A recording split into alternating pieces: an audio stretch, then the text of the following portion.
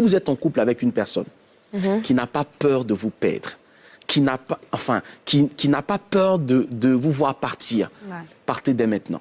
Mais du côté de la femme, c'est très important. Elle a besoin d'entendre son homme, de l'entendre la rassurer, de l'entendre lui dire qu'elle est belle, de l'entendre lui raconter tout et n'importe quoi. Oui, c'est important qu'une femme finisse une journée, qu'elle rentre à 20 h et qu'elle vous dise « Kadi m'a dit ci, une autre m'a dit ça ». Oui, c'est sa journée, elle a besoin de le dire. Et si elle n'arrive pas à vous partager ça, des choses qui paraissent pour vous peut-être sans importance, elle trouvera peut-être quelqu'un disponible autour de 22 h ou 23 h sur Messenger, WhatsApp ou je ne sais pas où, avec qui elle pourra commencer à avoir cet échange-là, elle pourra commencer à avoir ce commerce, et ça sera comme un rendez-vous. L'infidélité a démarré.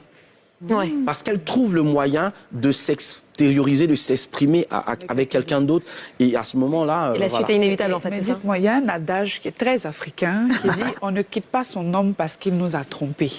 Mais comment faire pour réussir à pardonner une infidélité? Est-ce que déjà même vous êtes d'accord avec ce dicton? Et si vous étiez d'accord, ou pas d'ailleurs, quels seraient les... Comment on fait pour pardonner réellement? Parce qu'on peut pardonner, on se dit dans la bouche on pardonne, mais le fait d'avoir cette rancœur-là peut créer même peut avoir des conséquences sur le couple à la fin et créer même une séparation. Le problème avec ce que vous me dites là, c'est qu'on considère qu'une femme est partie que quand elle est sortie de la maison. Mais en fait, le véritable départ, c'est pas quand la femme est partie de la maison. Le véritable départ, c'est quand elle a cessé de faire de vous son centre d'intérêt. En fait, une femme ne part pas de la maison.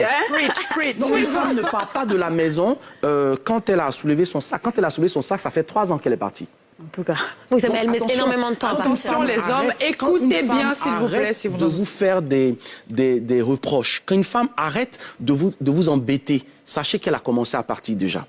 Quand la femme arrête en fait de se plaindre, elle arrête de vous dire un certain nombre de choses. Ne croyez pas qu'elle a accepté. Ne croyez pas qu'elle est passée à autre chose. Ne croyez pas qu'en fait, elle a fini par s'y faire. En réalité, elle est en train de préparer son plan B. Et ça, beaucoup d'hommes se rendent compte trop tard. C'est pourquoi, malheureusement, au moment où elle soulève sa valise et que tu lui dis non, ne pars pas... C'est un peu trop tard. En fait, les arguments fonctionnent plus. Là, tu constates, mais tu es dans le constat, en fait, cher ami. Il y a 3 ans que tu aurais dû te rendre compte de ça. Donc, pour revenir justement à la question que vous me posez, on ne quitte pas un homme parce qu'il nous trompe, mais on ne le quitte pas comment? Parce qu'il faut à un moment donné aussi pousser les hommes à la maturité. Je suis un homme et j'en parle.